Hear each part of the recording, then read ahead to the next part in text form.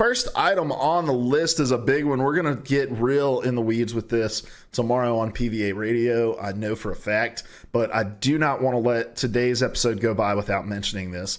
This comes from Jason Schreier over at GameStop. It's over at Kotaku. It says, GameStop lays off over 100 people, including nearly half of Game Informer staff.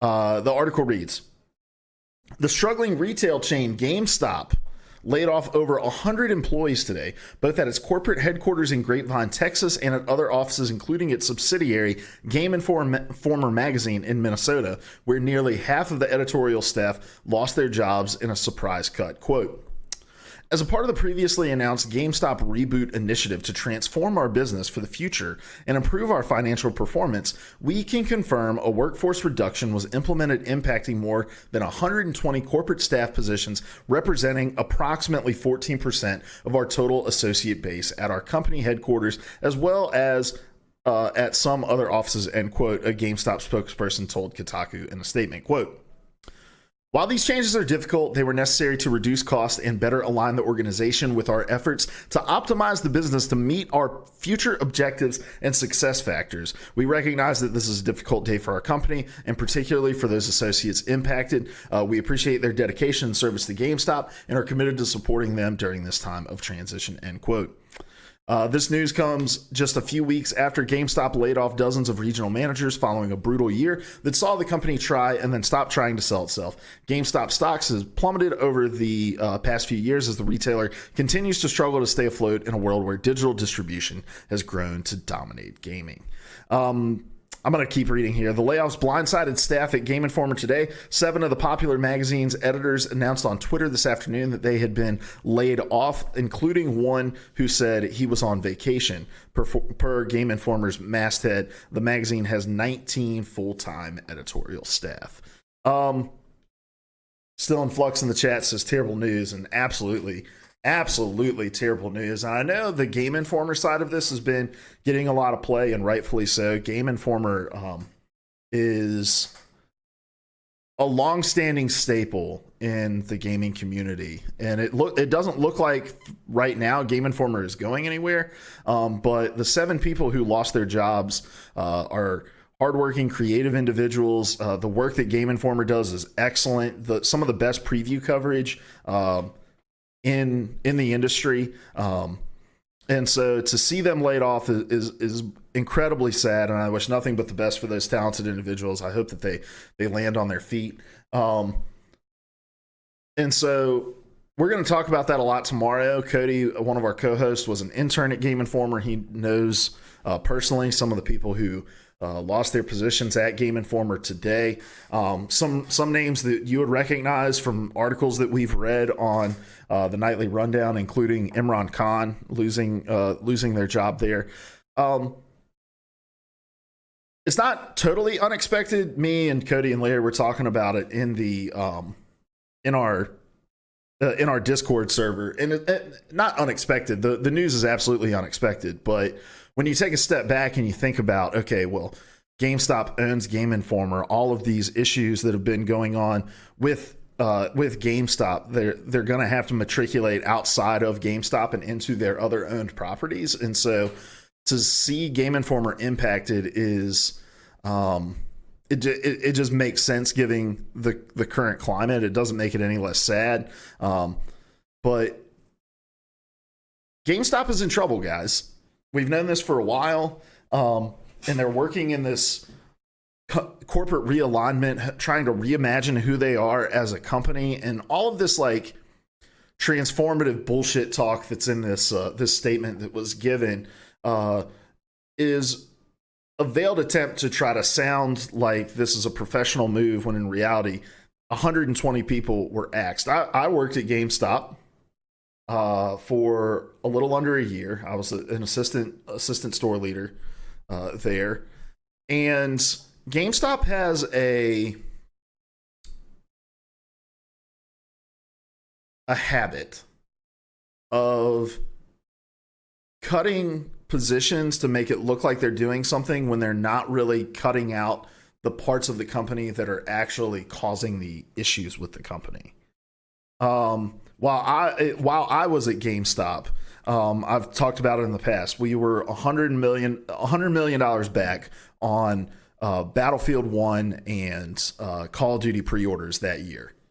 And that same year, GameStop cut ties with, I think, like a third of their regional manager leadership. So, which is like middle management. So you've got your store leaders, right? You've got your assistant store leaders, your store leaders, and then there are district leaders, and then there are regional leaders. And so, and then you get into the corporate offices.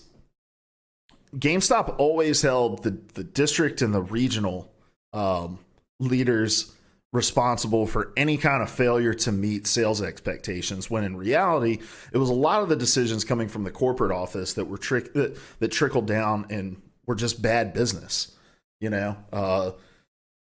and measuring the wrong metrics, things that were just really, really difficult to control, like trade-ins, removing features from the Power Up Rewards program, but expecting us to be able to sell more Power Ups. So corporate was handing down initiatives that were just impossible for the associate staffs to keep up with. And they still have not gotten to the root of the issue. I don't know the nature of the 120 corporate staff positions that were lost, and how high up those positions go. I don't imagine they were some of the people who make those decisions, but it's just sad to see a company having to cut ties with hardworking, creative, motivated people who are doing really, really good work. I was looking at Game Informer today, and I found something interesting, and I guess I've never noticed this when exploring Game Informer. Let's see, Madbrock in the chat says, when the problems are at the top, then they won't get fixed. And it's absolutely true. I mean, they're always going to protect the people at the top who make the most money, who would make the most financial sense to let go because they probably have all kinds of bonuses tied up in them. Still in Flux says it really feels like Game Informer taking some of the hit for GameStop's bad choices. And I completely agree. I do think that Game Informer's revenue stream is directly tied to GameStop's success, in that people who sign up for a Power Up Rewards card get an annual subscription to Game Informer. And so you have to imagine that a percentage of all of those Power Up Rewards cards that are sold, which are $15 a year, goes back to Game Informer. And so if GameStop as a whole is struggling with foot traffic, which is something we've talked about on this show, if just getting people in the stores wanting to buy things, then they're going to be suffering in terms of the people that are signing up for the Power Up Rewards card, which in turn is going to impact the subscriber base for Game Informer to an extent. And so while I do think it's these 7 individuals taking the fall for issues that aren't their issues, it's clear to see the correlation between those, because not just because the rising tide lifts all boats, but because one of their direct revenue streams is intrinsically tied to an in-store offer at GameStop. But if you come over here to Game Informer's website, notice something that is missing on here. And hold on. Well, it says it's blocking 12. Is it? Let's refresh. I was looking at this earlier and I did not. Yeah. Okay, well, there's some ads. I was not seeing as many ads on when I was looking on Safari. So let's click into an article, actually. So when you're scrolling through here, I see 2 ads. Right here, right here. I'm not seeing any. These are all locally hosted articles right here. Locally hosted articles, locally hosted articles, locally hosted articles, locally hosted poll. I'm seeing no more ads but the 2 that were there for Lowe's. Madbrock says the only reason I had a reward card was for the mag for a few years, but I dropped it several years ago. And while I was there, they were automatically signing people up for digital copies of Game Informer when they renewed their GameStop Power Up card. And we were told, like, don't ask if they want a physical copy of this. You want to make sure that, we just sign them up for the digital. It saves us money on shipping and print costs and all of those things. But if somebody directly asks, then yes, we still offer the print version. And for me, that was the thing. Like, I liked receiving the magazine in the mail. I remember as a kid, like, going to GameStop, getting the magazine, and then just sitting in the car all the way home, because at the time, like, our closest GameStop was 45 minutes away. Sitting in the car the whole time, just like flipping through Game Informer, looking at all the screenshots, reading all the articles. Like, the Game Informer experience was directly tied to the GameStop experience. And so, yeah, when we're looking over here, let's click into an article. Mad Brack says, yeah, read it during lunches at work. Cool artwork as well. Yeah, I remember holding on to just stacks of Game Informer magazines, and not like a stack of Game Informer magazines that I never went back to look at again, but stacks of Game Informer magazines that I love flipping through because the design was so good, the artwork was so good. As I grew older and got more into reading about gaming news and previews, the writing was so good.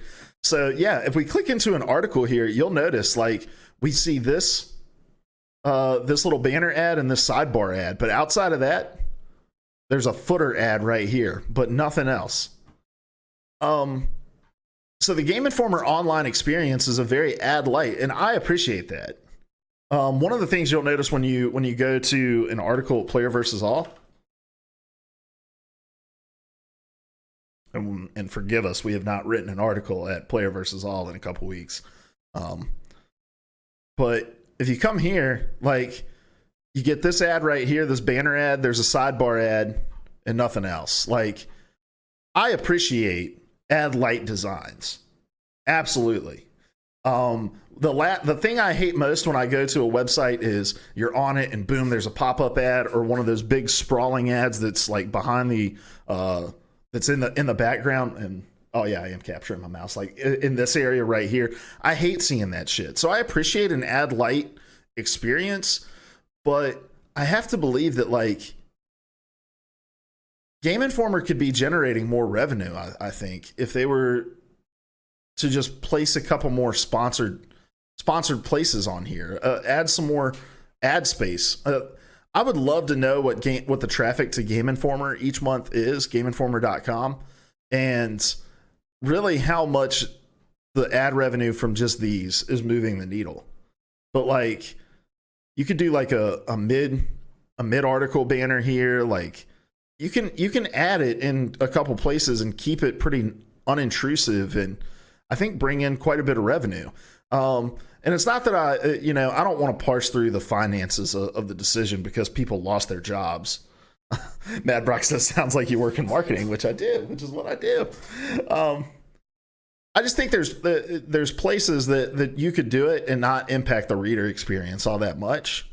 And I don't want to get too lost in the weeds about these little things because people did lose their jobs, and I want to be sensitive to that.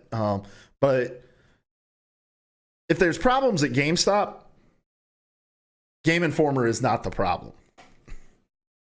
Game Informer is not the problem, but they are intrinsically tied to it. And as Still in Flux pointed out earlier, they are taking a hit for the diminished successes. So it's just sad news. And we've kind of talked about the where's GameStop going at length. And so no reason to beat that dead horse into the ground anymore. So